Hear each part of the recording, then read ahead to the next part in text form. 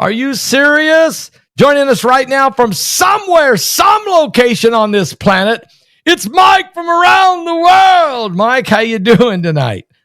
God bless you, Pastor Paul. Doing well. You sound better. Oh, man, am I better? Did you see the thing that came out of my mouth during communion?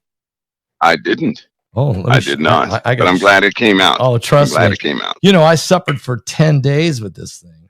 It was a bone, and the bone was piercing my tongue, coming through the jaw and coming through the gum. And I thought I had it here close. I showed it Sunday night, but it's about an inch long, or a little bit more than an inch long. And while I was doing communion Sunday night or Sunday morning, doing communion, it came out. It came out. Well, thank God for that. Oh my! Awesome. I'm brand new right now. I feel brand new. That's awesome. You know, God is so good. My dentist didn't know what to do. He said he was going to remove it the next morning with the procedure, and he said, "You don't even need a stitch." And I told him how it happened, and I saw the blood running out of his face. Scared him to death. That's awesome. Anyway, Mike, how are you tonight? How's things going? Good. Things are busy. A little bit of uncertainty, but things are still going. Well, we could go there. We could talk about a lot of things with you know the meeting with Putin, and Trump was canceled, and we got Trump saying he's going to bomb on land in Venezuela. But I thought maybe I would start with just this. This hasn't happened, Mike, in 500 years. King Charles at the Vatican praying with Pope Leo XIV. You said some things will never happen, can't happen until there's a king. That's right. What does this mean? That's right. What, in your opinion, what does this really mean in this time? First of all, these people, they have, everybody has their own specific beliefs, right? Yes. So whether people see it as right, wrong, holy, or unholy, they have their own beliefs and procedures. When you see a king publicly, because that king is also the head of a church, and then you see the Pope also being the head of a body and a church and a nation, that's a big deal. And they have their own sanctioned procedures. That, in fact, is a procedure, right? Right. That much I do know. That's an actual procedure. Before things happen, a king is necessary in the presence of the world before things happen. Now, the Pope, what people will see next are leaders, right? The Pope is going to go talk to leaders. Yes. That's what he'll begin to do. And the king himself will also host another talk with leaders. It's coming up. Okay. The permission from the Pope is always going to be sought spiritually, because the king recognizes the Pope as a spiritual leader of this world. So do most leaders. Right. They will seek his guidance and permission before they do something.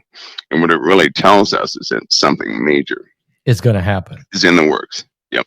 Every time, if we was to go back 500, 700, 800 years, 1,000 years, before kings went to war with each other, they sought the counsel of the Pope of Rome. Yes, they would.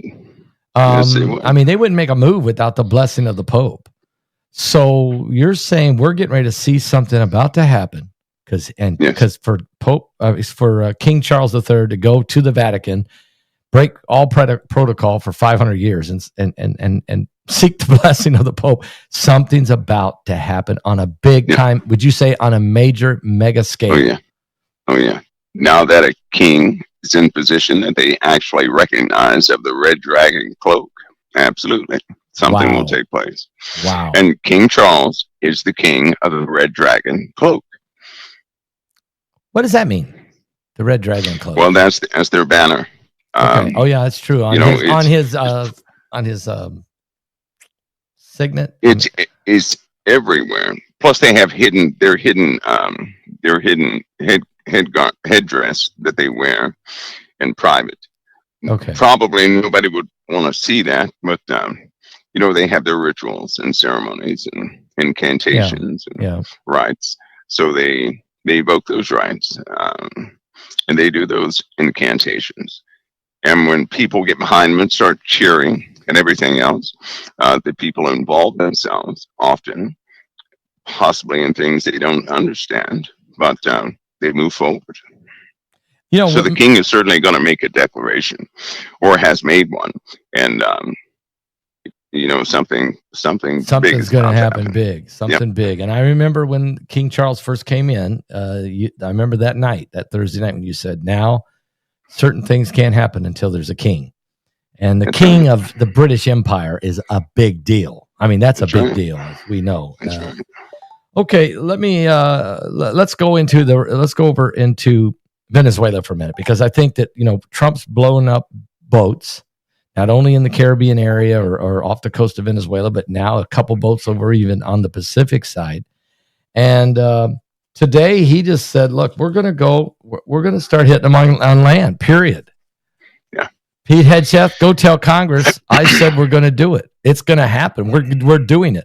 What does that mean? I mean, is he declaring war without Congress? Is he just don't care? What do you think?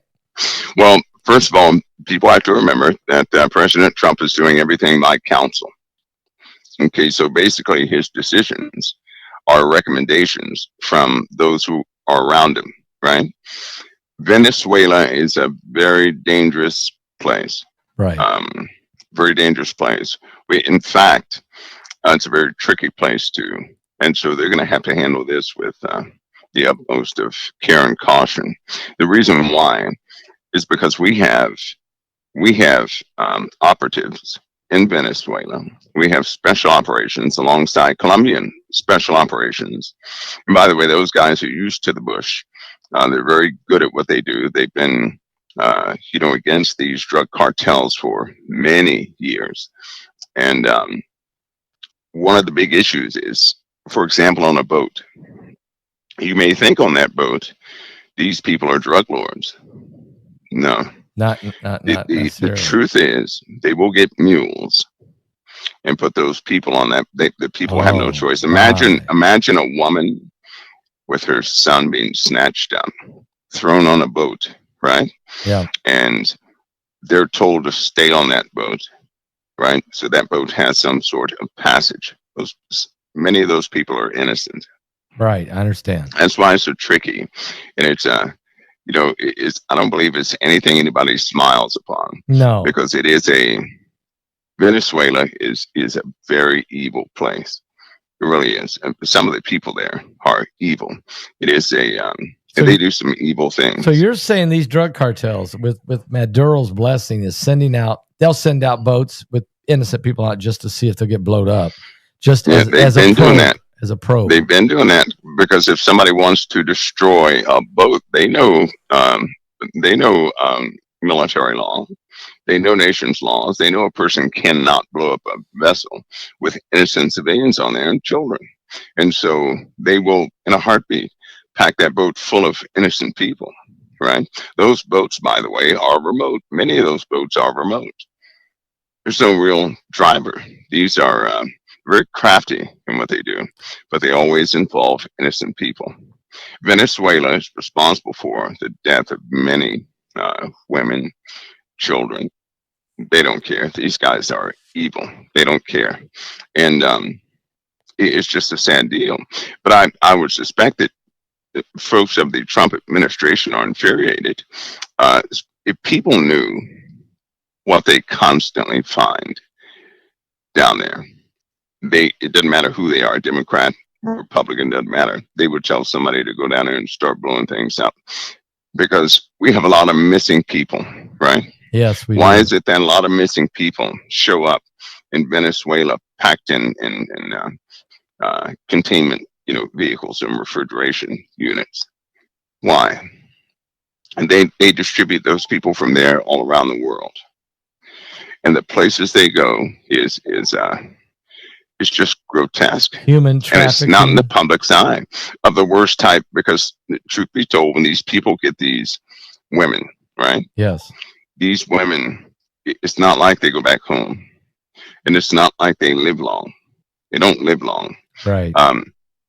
What you're talking about, folks who will do things that you can't even mention on YouTube to these women for hours, and then just go grab another one. Yeah. This is what they do for fun, right? Right. They torture people for fun.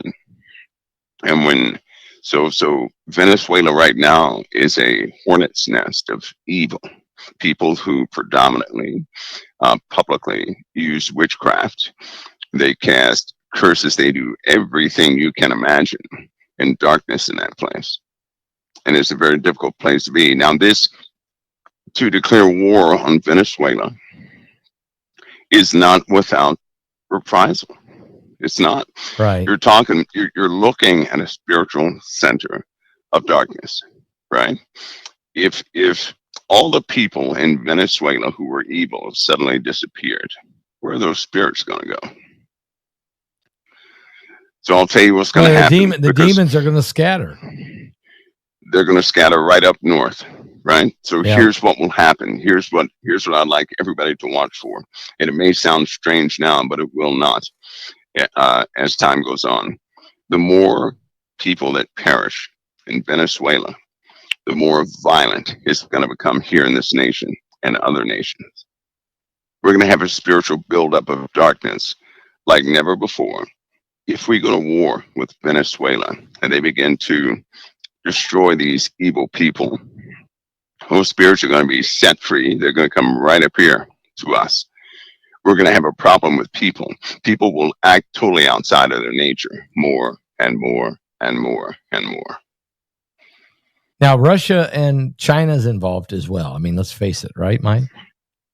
Yeah, they are. They are actually. They're all over the place down there. The U.S. knows about it, right? 2024, Russia had a flotilla that was in Cuba, going back and forth between places, and we watched it. We understand that Russia has their war games there and other nations, so we have an awareness of vessels and potential of vessels down there, but this also opens a door for a global issue. As soon as the missiles fly, nobody's really said anything yet. Nobody. But when it gets heavy, that's when the other nations will begin to rear their heads, right? That's when some sort of mistake will happen. Somebody's going to blame the U.S. for overstepping, for an interruption of somebody else's economy. Something like that will happen, and it will spread fast, very fast. But you're looking at, there are already naval buildups around that place and on patrol south of that place. So this is something huge. This is big, and it will involve the whole world. I think it looks like the Middle East is going to keep pace with some of the disruptions that will happen between the USA and Venezuela, because the Middle East is, strange things are happening in that place. It really is. As a matter of fact, we can talk about that as well as, we can't get all the bodies back from yet. I don't know what we got left to go. 12, 13, maybe hostages, bodies left. Hamas has not laid down their arms. No, they won't. And they won't. No. Somebody's got to take it from them. I understand that Trump is asking some of the other Arab nations, would you like to send your troops in to help us disarm these guys? And at the same time, for some, the Knesset picks this moment. Some of the members of the Knesset are thinking this is the time to let's just vote to just get rid of the Palestinian Authority and let's just take full control of the Judea and Samaria. Yep. Wrong time. Yep. Wrong timing. You've already got control. I mean, Israel is in control of Israel. Why poke this one in the eye when you're trying to? And that's why J.D. Vance spoke the way he did and said, "Look, what are you doing?" And Netanyahu's even against it. He's saying, "What are you guys doing?" Netanyahu says this is his opposition party trying to, of course, it is stir the pot. So what's your thoughts, Mike? Well, just like the Bible says, there are people who say they are Jews, but they are not, but are the synagogue of Satan. There are people out there, Pastor Paul, so hateful. They are so incredibly hateful.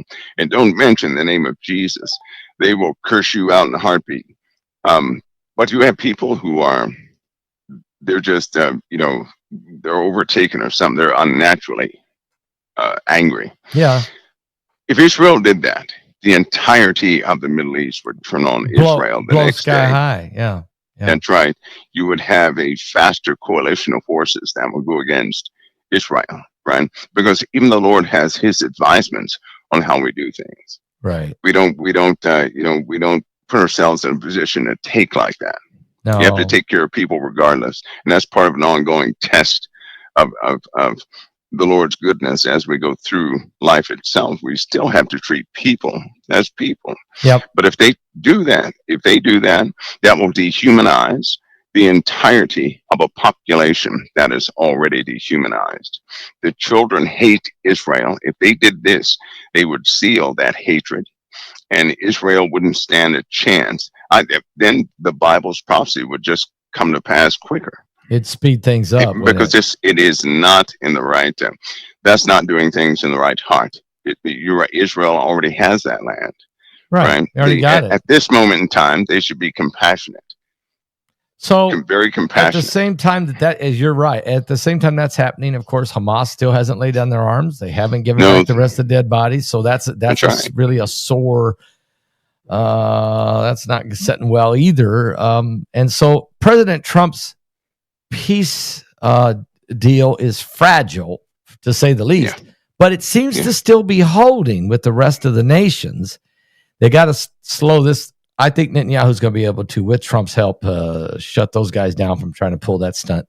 But at the same time, this is a delicate. I mean, we're in a real delicate moment, aren't we? We are, and that's a seed. When somebody has a voice of opposition, it's kind of like a rumor. If somebody mentions some weird fact about someone, then it's going to make other people think. It'll start to spread. Before you know it, that story will change, and they'll say, well, Israel doesn't want Gaza to have a home, something like that. Right. They'll change the narrative. Right. And there are a lot of people sympathetic to the Palestinian people, period. And if they overstep their bounds, then fragile friendships are going to break immediately. I mean, quick. So it's a very, that's why everybody's in a mad dash to get there, to talk, to kind of, calm the waters quickly. Marco Rubio got on a plane. Marco Rubio got on a plane like ASAP when that happened. Yes. Vance said, what are you guys doing? And I think they'll get that settled down. Let me ask you this, though. Putin, let's get back to this, because today Trump decided to go ahead and hit some hard sanctions on Russia, especially going after their two biggest oil companies, Luke Oil and I forgot the Rosslyn or something. So what do you think with these sanctions now? Trump had not thrown any new sanctions at Russia this whole year. And he canceled the meeting in Budapest, Hungary. What's happening now with this? Well, China has already, they're going to intervene, right? This is where we see the truth of a nation's economy. Russia has been hit with so many sanctions, and it's not stopping them. No. Any more sanctions is not going to stop them, right? They have too many nations loyal to them. Other nations do not want to go to war with Russia. They don't want to mess with Russia. No. And even if the U.S. cut all funding, froze all assets, China would dollar for dollar open up assets, right? The Middle East would open up assets. India. They would open up assets. It does no good. So what we have here is we have alliance lines being drawn, clearly seen. I think that people should pay attention. It's only a matter of time before Putin and the USA are in direct conflict. Direct. Putin is not going to change his mind. No. Trump is not going to change his mind. No. And somebody's bluff is going to be called in a very painful way. Putin is not playing. He would risk a lot to accomplish his goals. And when you're dealing with somebody like that, you cannot use tough man strategies. You cannot do that, because they will make you waste millions of people in the process. So we see this forming, and I think that people ought to be aware of just how dangerous this situation will become. There is no maybe. It might. It will become. We're in an escalation period. Well, in the webinar, Mike, and I want to say to you, Mike, you yesterday, was it yesterday we filmed that, or maybe the day before? But your presentation in this webinar, Darkness Descending, was so prophetic, so right now. And when you, not only the intel information you are able to share with us without breaking any classified, nothing classified, but you're able to do it in a way that we can understand what's happening. But your vision, besides the red hat vision, which the Hopi prophecy, which is incredible. But when you got into your vision, what God showed you, this was very significant. I have not shared it on YouTube here. I left it for the webinar for people to hear. But you are really, and the fact that you revealed, you don't tell your name obviously, but you reveal who you are, your identity to some degree, which helped. Well, I think will help our listeners understand who you are, where you come from, and why you're able to now share the prophetically. I believe it's proof of prophetically how you're able to speak and do the things you've done. But do you fear this Russia-United States war? Is there a war coming between us? I mean, yeah, I do believe it is. It's to a degree, Pascal. It's there's arrogance involved, and they're underestimating each other, maybe. Yeah. So that naturally is going to. It's evolving. It's almost like nothing can stop it. And look at how long things have been going in the way they've been going, and Putin has not backed down. No, he hasn't. Not one bit. Not one bit. He naturally is going to continue to go forward. And, there's some factors involved, like Putin has not used his mainline forces. It is strange how people so quickly believe that Putin is defeated, has no economy, has no strength, ammunition, or anything else. This guy has the largest nuclear weapons on the planet. He has large stockpiles of bio and chem weapons that are absolutely deadly. And if we get in that, and I do believe they're going to be used at some point. I do. That's based in Bible scripture. I believe that. So at some point, very soon, we're going to entertain that. We're going to have to deal with that. We're seeing it right now. We're seeing two leaders who don't back down. They're not backing down. No. Other nations will be drawn into it. That will happen fairly quickly. And I believe that this issue with Israel is going to be the catalyst. Yeah, it really I believe it's going to be the catalyst. If these guys don't back off that position real fast, Schmoltz and Ben Gvir, if they don't back off real fast, they could cause this thing to blow sky high, and Putin would jump in this thing. And he's already. You got to believe that Putin loves Russia. Okay, Trump loves America. They both sense that each other could be a threat to each other. There couldn't be two stronger men on the earth right now. And they're staring each other down on behalf of their nations. And when you look at how many people have died already, right? Yeah. 7,000 people dying every single day from the Russia-Ukrainian war. Oh, and Putin and is still smiling, right? Yeah. There's death on all sides, and people still smile. There's no way I could smile knowing that people are caught in them. They're just caught in the middle of this. These guys are going to continue. They're not going to see the cost yet. But some people out there have dealt with folks just like Putin, right? Just like other leaders in these nations. They do not care about the cost. They care about winning. They don't care how many people it takes. They don't care what it takes, so long as they triumph over somebody else. That's all they care about, right? It's kind of like it's kind of like what's happening in America, right? You hear these people talking about healthcare. They don't care about healthcare. They care about being right. Yep, about winning. And people are suffering in the process. This shutdown, this shutdown Stupid. is stupid. It is absolutely stupid. You know what? My recommendation for that was, and I said it last night, the states, the governors, and I believe they're going to do this. Every program that is shut down in these states by a government shutdown, they're going to take the umbilical away from the federal government, and they're going to work between themselves to fund their own states, so that the government can never do this again to them. Right? It should there should never be a way for the government to close like that. That's stupid. With all the tax money and everything else, you don't close. You have an obligation, right? So I mean, you're these right. mechanisms, there's going to be I can feel it. It would make sense. This won't happen again after this. The states will say, you know what? Why should we send our money to you? We'll just hang on to our money and use it for ourselves. We'll manage our own. And then what happens is, and in a way, Ronald Reagan would probably say it's about time, because he always believed in smaller government.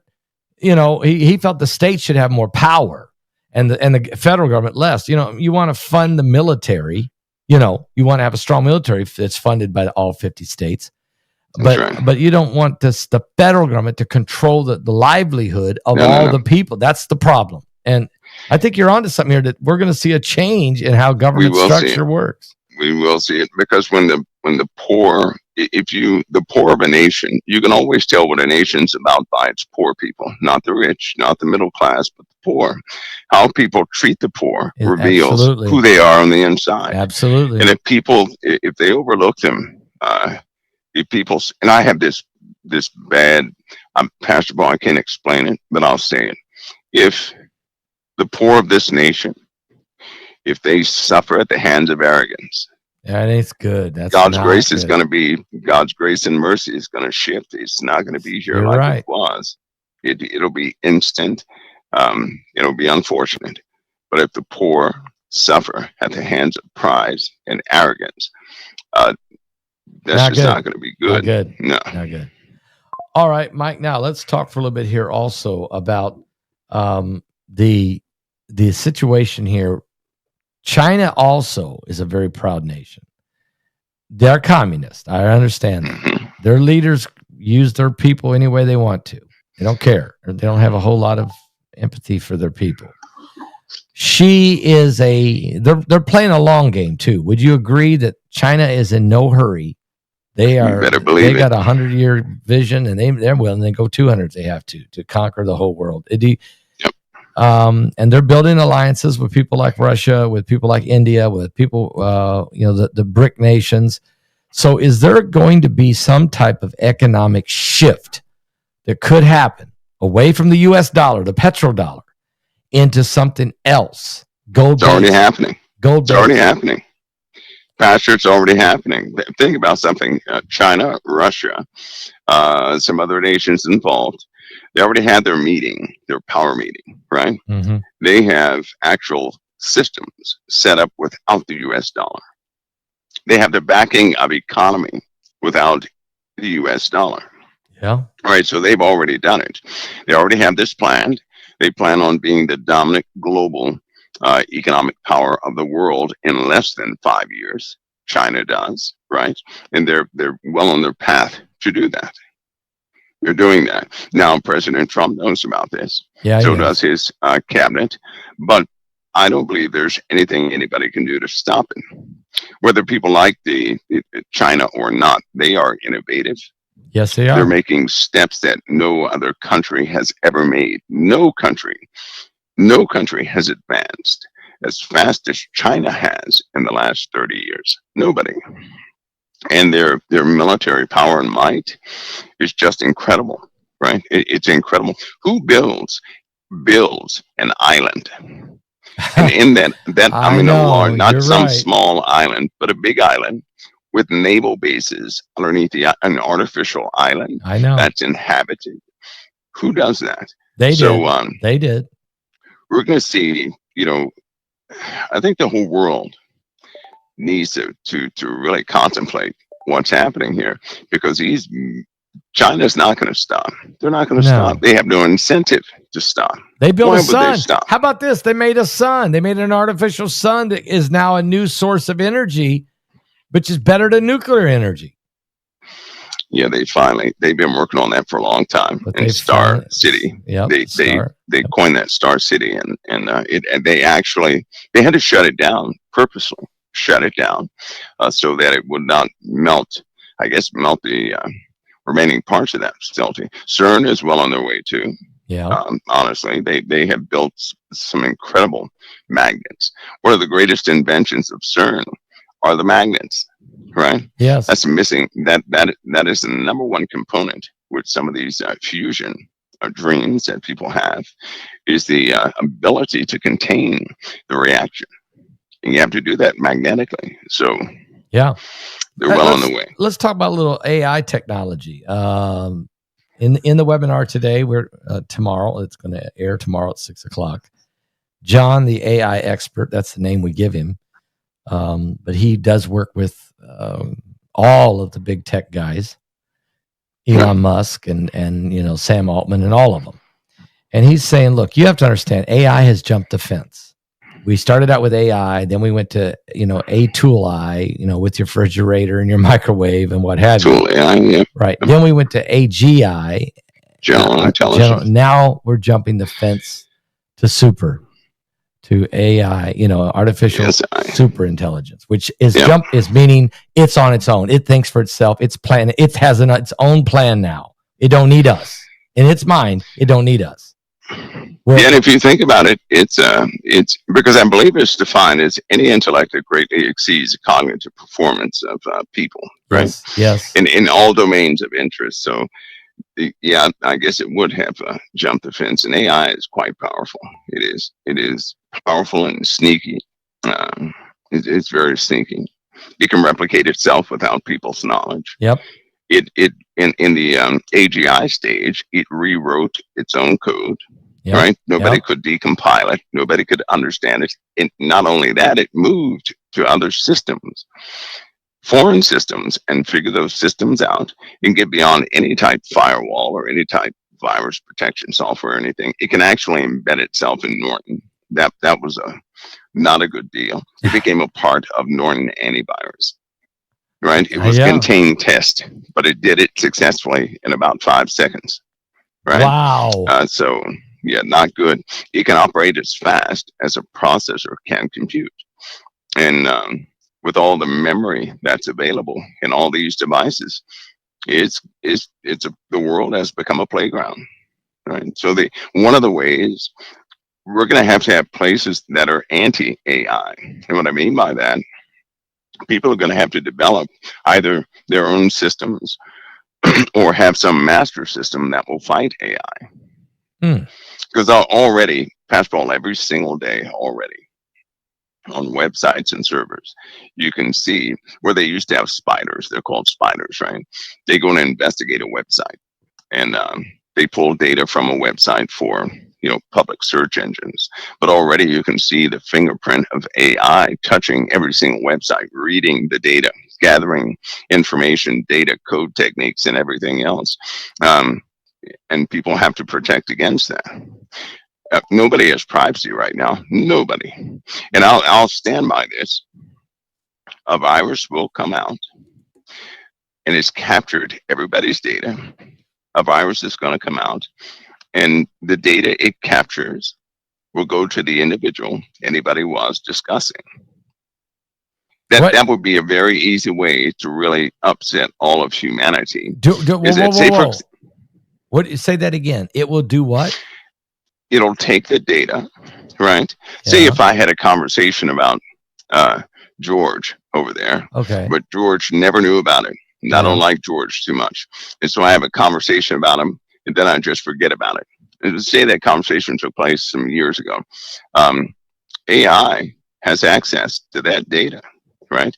It can comprehend the conversation, the intent, and everything based on timestamps, right?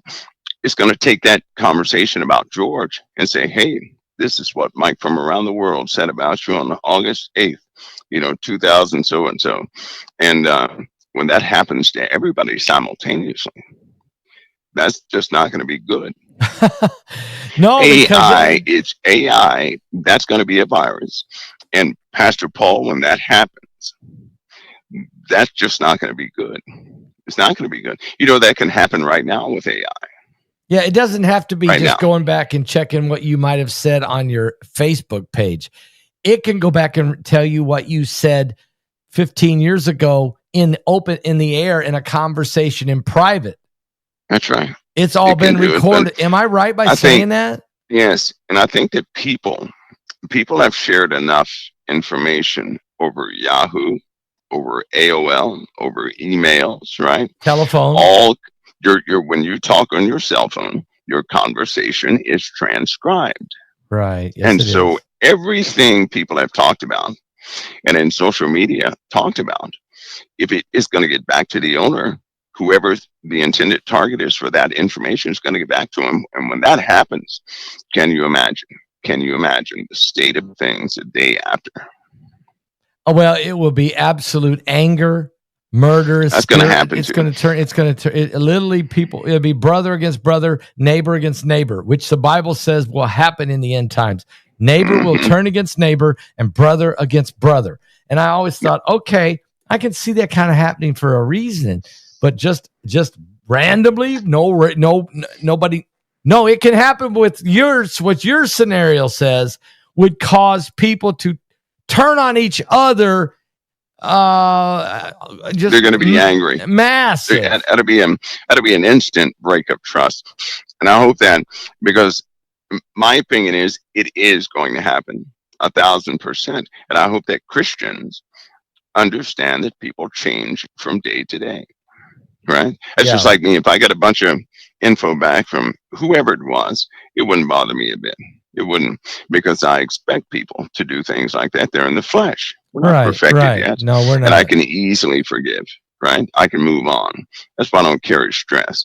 But a lot of people are not like that. If you say something negative about them, they will go and try to end you, right? Yeah. There's too many people that will not. Can't forgive. They want vengeance. They want vengeance. They don't forgive. They're already mad at the teetering point. And when this takes place, and it will, it's going to sabotage quite a few things. They won't bury the hatchet. They won't forgive each other. They're not big enough to look at the big picture and say, look, that's just normal human nature. They literally are angry. They got to get even. They have wrath. Right. They have malice. They have the love. The Bible calls it the works of the flesh, or the fruit of the Spirit. If you're not saved, and even if you are saved, you got to stay in the fruit of the Spirit, or you could wind up over here still doing the works of the flesh. Am I right, Mike? That's right. My position in that is I will not agree with Satan. Satan wants all of us condemned. He wants all of us. Absolutely. Right? Condemned. I'm not going to agree with him. If I saw a person in the worst of shape and they badmouth everybody, I'm still going to pray and seek for that person to have the liberty that the Lord gave me. Yep. The Lord, I wasn't perfect. The Lord has redeemed. It's by his redemption I'm redeemed, right? By his act, by his love that I'm redeemed. Amen. And I always keep that in mind. So I'll hold nothing against anybody like that, but I will not agree with Satan. Satan agrees in destruction of humanity. I do not. Amen. I agree in the liberation and salvation of humanity. And hopefully other people can do the same, because that day will come. It will come. And it will change everything for all of us. Amen. Mike, also, let's talk a little bit about weather, because we have, besides the earthquakes and the volcanoes erupting and what have you, and the sun's reacting crazy, but we got this Hurricane Melissa. It's going to be a hurricane. Matter of fact, I was looking today. This thing is going to become a Cat 5 like in the next few hours. They don't know where it's going to go. They can't read this one. They say there's so much moisture in the air, it's going to become a Cat 5. So much potential, yeah. They don't know which direction it's going. There's not enough wind shear, the current of the flow, where it's trapped. They believe it is going to wipe out Jamaica. That's the one thing they're concerned. I don't know if it's going to come toward America or not. They don't think so, but they don't know. What's your take on this? What's the storm about? I'm watching a trough above the storm and high pressure system, right? If the trough, if it can actually shove this thing to the east, it'll be good for everybody, right? Yeah. If it stays in place. But if that trough breaks down, that hurricane's going to develop even faster. It's going to gain more strength, more heat. Those are warm waters, and it will break through some of the upper jet stream is going to start going against it. So it'll come. It'll start going northwest, right? That's why it's great uncertainty, because no one knows if the high pressure system is going to hold or not. High pressure systems are powerful, but this storm is easily building up power above this high pressure. If that happens, it's going to ride through Cuba and those places, Jamaica and all those places. Yeah. But it's ironic too that the place that's threatening is one of the training areas where Putin often goes. Isn't that funny? What? Are you serious? Yeah. Well, you remember the last storm that Puerto Rico had? Yeah. That last hurricane that just devastated Puerto Rico. Really bad. Do you not know it destroyed one of the ports where they were doing child trafficking? No, I did not know that. It burst open. I believe it was 4 or 5 containers that burst open, and people came out of those containers. That was an amazing thing there. Wow. So somehow, some way, the thing is purposed, I believe. I believe America's been blessed through prayer so far. Amen. But this storm has potential to go beyond Cat 5. It really does, doesn't it? I mean, that's what I was noticing. And a lot of the meteorologists are all puzzled because it's the perfect storm. Moisture, wind shear, warm water current. It's trapped in it's going to like sit there and get bigger, and then it can just absolutely. They say it could rain. It will rain feet of rain on maybe Haiti, maybe Jamaica, maybe Dominican Republic, maybe then it won't go to Florida. It's going to shift east, probably head toward the Bahamas after it does what it does. So the Russians got military, naval. They left assets down there right now, and they have things there. So it looks like a very good place for it to hit, to disrupt. That place also near Haiti and all those places. Of course, people know what they do down there, right? It's bad problems in Haiti. Right. Bad problems. Absolutely. It's an unsafe place, and they do a lot of voodoo down there. Not good. But that storm, Passport, if that trough shifts, the whole storm could shift, and all the models are going to readjust. I just want to let everybody know that it may not forecast this storm coming up near the USA, but all that could go out the window. Yes, if that trough shifts to the east, this storm picks up momentum from the warm waters it's feeding from. Is going to start going west. It's going to start going west, Florida, and when it goes west, it'll quickly pick up a track going north. Now, if it gets behind the secondary trough coming down from in the Atlantic, if that's a little too strong, it's going to force this storm to ride a track all the way up to Florida, up our east coast. So I'm hoping that doesn't happen. So right now it's at a point. If it goes left of this pressure system, I'll call it, it's going to get trapped behind this pressure system. Then it will go up near us. If that trough shifts to the east, right, northeast, then it's going to carry the storm northeast. And we're not going to see it, but unfortunately those islands and places around there will. So it's still indeterminate as far as exactly where it's going to go. Only time will tell that. Mike, also a couple of people have been asking me to check with you about the white trains. I did get some intel from couple, especially one person, one government insider that said that there's going to be some food and supplies they're going to be shipping them out of the grocery store distribution or even the actual stores, going somewhere. They don't know if they're going underground. They don't know if they're being sent somewhere in preparation of possible warfare. And that. So, do you have any information on that you can share? Most states today, right, should be declaring a state of emergency today. as they do this, right, the states will begin to dispatch personnel, assets, um, to food banks and everywhere, all these different places for people. Why a state of Because emergency? because when they declare a state of emergency, they can release the assets of that state, right? And the federal government may be shut down, but they can be reimbursed for that. Okay. Also, it will enable the federal government, even though they're closed, they have emergency management systems in place that if something like that happens, they can start distributing food to the states by railway, right? And of course, and that's when people get their base supplies. Is when these white trains, so to speak, start running. So the states today should be declaring a state of emergency. They should, because of government shutdown. Because that's right. That's right. Because we hit that rollover in a couple of days. And they had to be prepared for the first of the month. Yeah. It's such a bad situation though, because once you go down that road, we've been here before, not this long, right? Yeah. And we have never gotten to the point where everything is at stake here, right? Because we were not in good shape before this happened, as far as our full recovery. This could undo quite a few things. This is going to cause a backlog for a lot of people, right? Yeah. Last time this happened, a lot of soldiers are missing a month's pay. Yeah, that's not They good. still have to pay bills, right? Yeah, so that means there has to be some sort of freeze that's going to take place in every single state.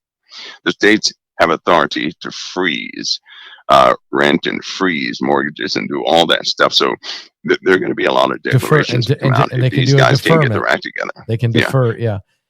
We're only 5 votes away. I understand. Just 5 votes, and the government will be back open. I mean, we do a CR. Hopefully people are prepared. I want to say something very carefully. I hope that everybody should be prepared for. Everybody should be prepared for some things. Okay, we've had pretty smooth water so far, right? Yeah. So I have to say this: darkness and light are at war, and they have been. There's no way in the world you're going to see a smoothness if anybody's plans go forward without some heavy retaliation.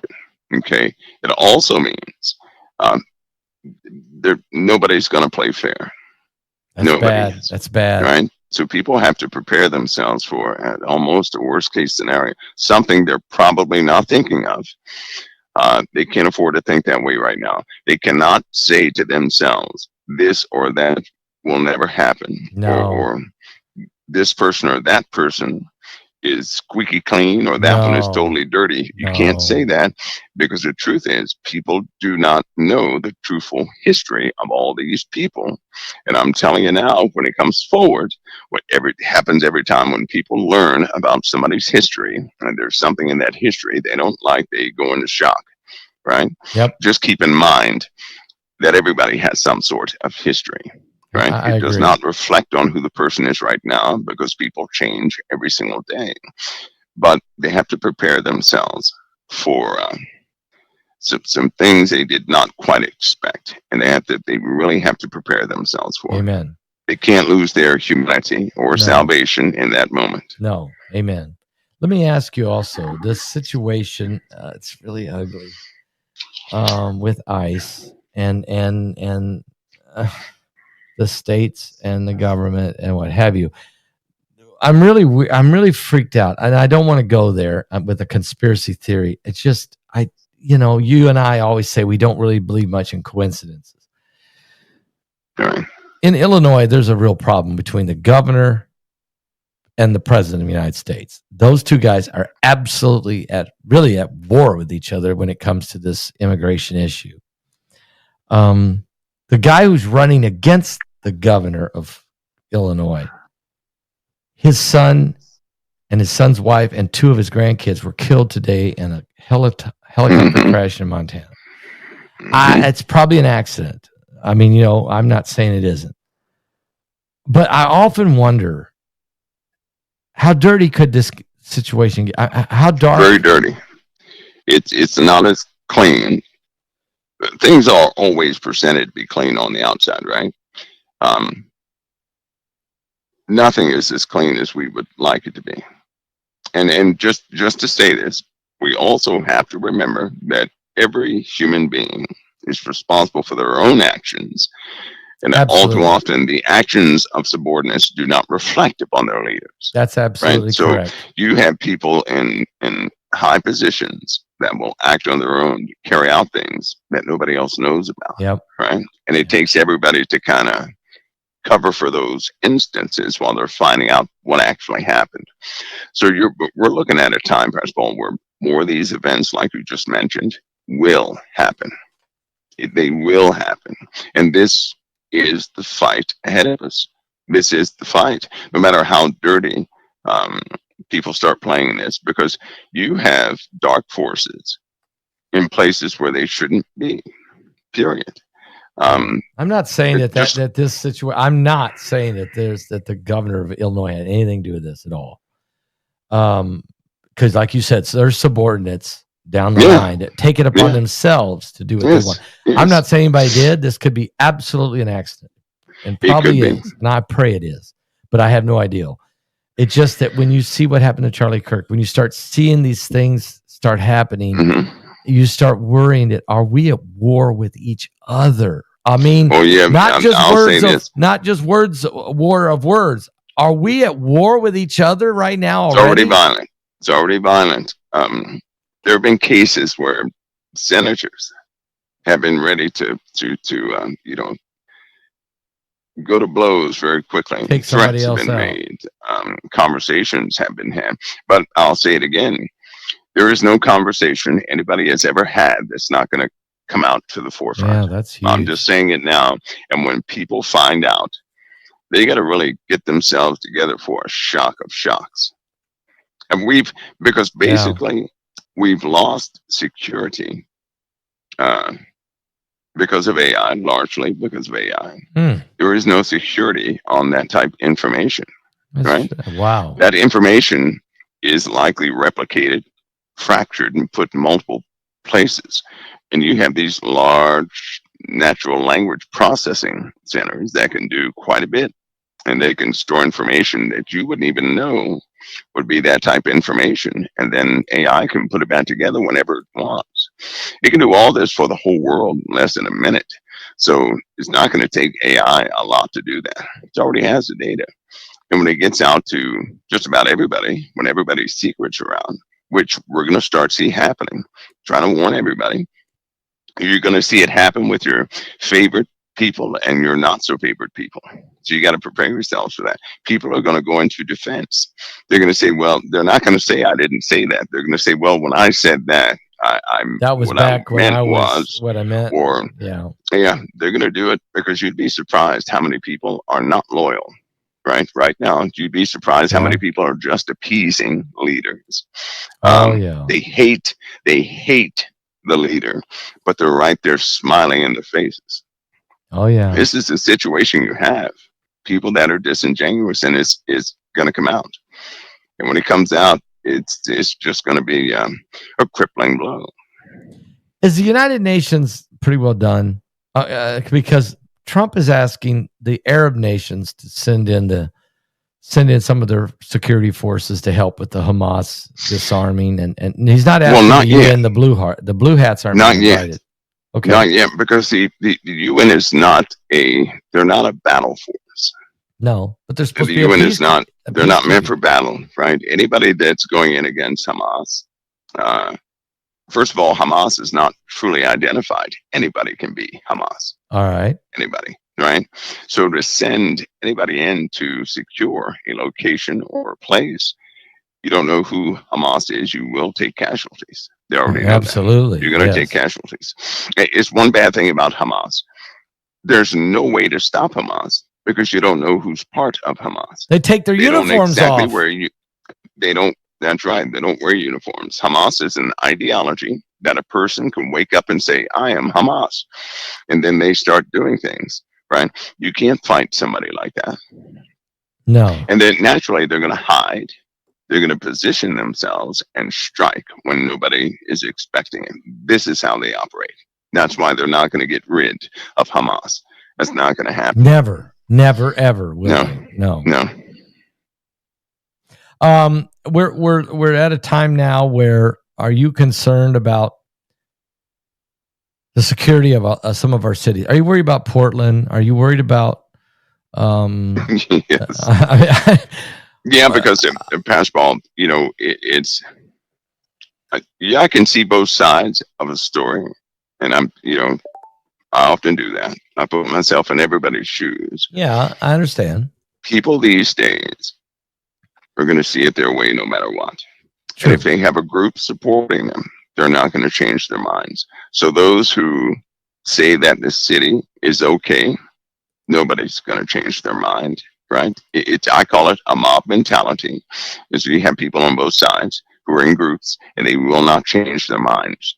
That means conflict. They will not agree. They're not going to come to some agreement. That's not going to happen, right? The only way they can prevail, and I don't think they're going to express it, but the only way they're going to prevail is through kindness. Somebody's going to actually have to listen to the gripe of their proponents. That's the only way. I guess you're right, because confrontation's never going to do it. No, because both sides can. That's right. Keep that going forever. In Proverbs, it says a soft answer turns away wrath. Amen to that. Right, and somebody's going to have to take the higher position and actually listen to all the words of their supposed enemies or the ones who are against them. That's all it takes. People want to be heard. That's all. They just want to be heard. When they feel like they're not being heard, that's when they begin to fight back. But if a person would hear another person, many things change. Many things change. Are you worried about Mexico right now with the drug cartel? I mean, are you worried about the Mexican politicians? I mean, for instance, there's so much fentanyl now being put in the cocaine, being put in the heroin. It's being put into everything. I mean, this is really dangerous, and they don't seem to care much about the American public dying. What about the Mexican politicians? Aren't they in a dangerous spot there? They are, Paul, but you know what the real problem is? The real problem is demand. If you have people here in the USA, right? People in the USA who are addicted to those things, wanting more of the stuff. That's the problem. That is the problem. You got to stop the demand. If they were to stop drugs from entering into the U.S. tonight, tomorrow it would be an apocalypse in America. Oh, yeah. They cannot do that. Yeah. Can you imagine a great majority of this population going through withdrawals? We couldn't handle that. No. That's what the CIA recognized a long time ago. And so what they have to do is they have to curb the demand. And that's only going to happen by working with governors, and the governors working with all hospitals. And actually, instead of making the homeless go missing, actually, start working with these folks. Right? Yeah, you got to have a plan. You got to have a plan. Right. Yeah. I mean, they tried methadone to try to get heroin addicts. That's a replacement. That's all Pastor, that is. Listen, they have. I said this some years ago. There's a shot they can give a person that will last at least 6 months. No withdrawal symptoms. Really? Yes. Why don't they do that? Why ain't that? They don't want. They're going to have to. Somebody's going to have to make them allow that to get out there, where at least somebody can have something in a pill form or something that will last a month or 90 days without withdrawal symptoms, so people can get their lives back. A lot of people, they want to be off that stuff. They don't want to be on that stuff. Right. They didn't wake up and say, I want to be a drug addict. That's not what happened. They got a hold of the wrong stuff, and they got hooked on it, and they hate it, but they're stuck with it, right? Right. So if they were offered a way not to have withdrawal symptoms, they get off of it. A lot of them. That would be an awesome thing. And they do have techniques in medicine. One shot can stop those withdrawal symptoms for a very long time. If they could do that and quit thinking about money all the time. Do they not understand that they're talking about how expensive that would be, right? Look how expensive it is already. It costs 1 penny. 1 penny per person, Pastor Paul. That's the cost. That's the expensive cost. They're not talking about how much it costs to manufacture it. They want to make money off of it. Yeah. You see how greed I is know. killing us. It's all about greed. It really is about greed. And it's not about caring about people's lives. And yeah, I know people who got on and you'll say, well, but they got that and they did to themselves. No. Well, what was their emotional condition? What is it? Did they lose a loved one? Did they have a son die? And why are a lot of do those they have PTSD veterans? Because they came back from the war? Do we really, right. You have to ask yourself a question. What was their emotional state to why they turned to illegal drugs in the first place? And then when you put yourself in their shoes and say, okay, I can see what happened to them. Now, if there's a way to get them off, why aren't we doing that? Did you ever see Kingston Street? You can go on YouTube right now and watch it's the most pathetic thing I've ever seen. Is Kingston Street in Philadelphia, Pennsylvania. It's zombies. They're like zombies all along the entire avenue. It's pitiful. So how does this make sense though? It costs a penny to produce it for each person, right? It costs $1,000 a day for each addict as they stay on it. This is insane. That's what it costs the country. Penny to $1,000 a day, right?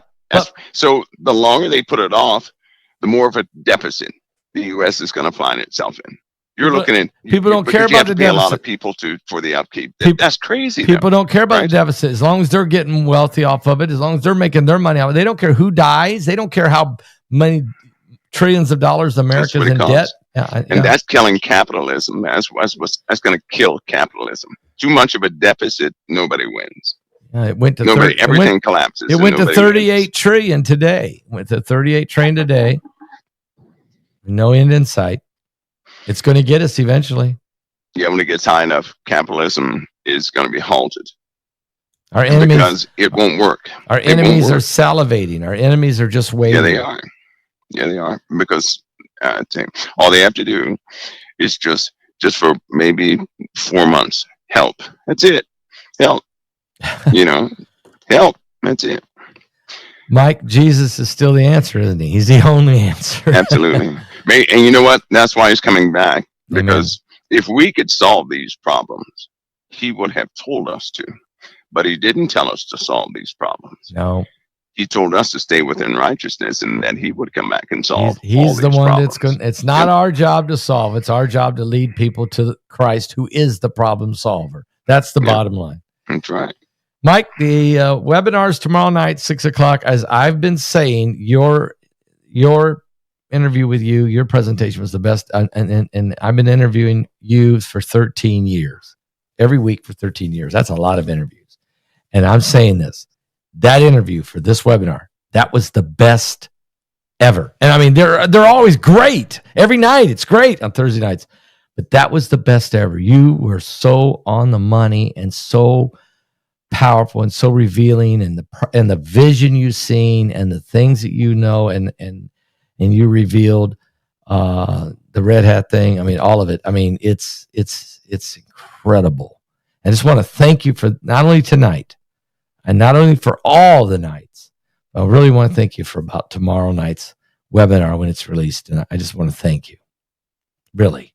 Well, Pastor, I hope it helps in folks' preparation, and that it's not, I hope it really helps in people's their preparations that they have to make for themselves and awareness. I do.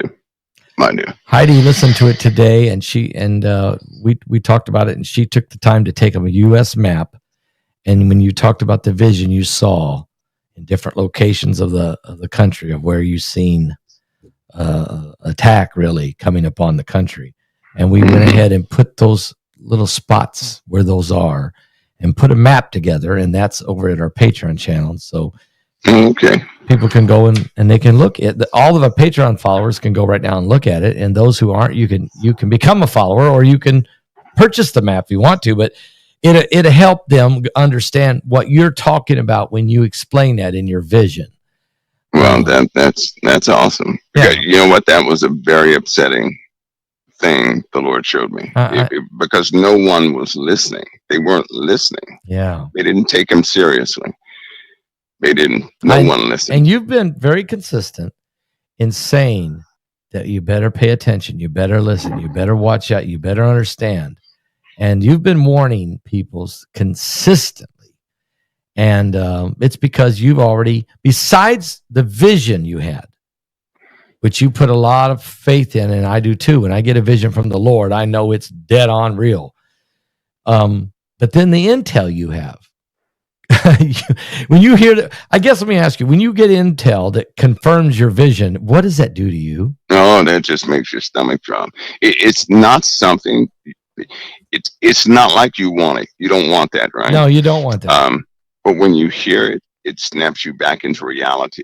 But in most cases, when that happens, I'll say, yes, Lord. Yes, Lord. I start doing that as though, because sometimes when you have a dream or a vision, you don't know the true nature of it. Right. You just don't know. You're not sure of the interpretation. When something happens that is just like Obama, when Obama was a senator, and when he ran for president, when I saw him as senator, I told people in my family, they said, "Oh, not in your lifetime." I said, "That's him." I saw his face. I knew it was him. They said, "Not in your lifetime." He was a senator during the Clinton time. Yep, I remember. And sure enough, there he was, president. And so when things like that happen, because for a long time, you forget about your own vision. You're not thinking about it. And then something happens to remind you that the Lord showed you this. And then you start, it makes you stay in this constant state of preparation, of readiness. You're quite aware of everything. And but you can see things approaching a final ending. And the Lord has never failed to get me prepped for every single deployment. He's always shown me what was coming in my life so I could be prepared. And I just hope this time, especially with this dream, that people are prepared. And thus far, this guy is not changing his mind about anything. No, that's why when you told me, when you said in 2014, you said, "Oh, he'll never leave Ukraine and he'll never leave Syria." Mm-hmm. And he's still there. I pay close attention to what you said. Mike, thank you so much. Again, I thank you, and I thank you for your presentation in tomorrow night's webinar. I just thank you for being who you are, which is very truthful and very honest, and not afraid to stand up for Jesus Christ. And that is the impressive part. God bless you for that. Thank you. My honor, Pastor Paul. God bless you. God bless you. Amen. All right.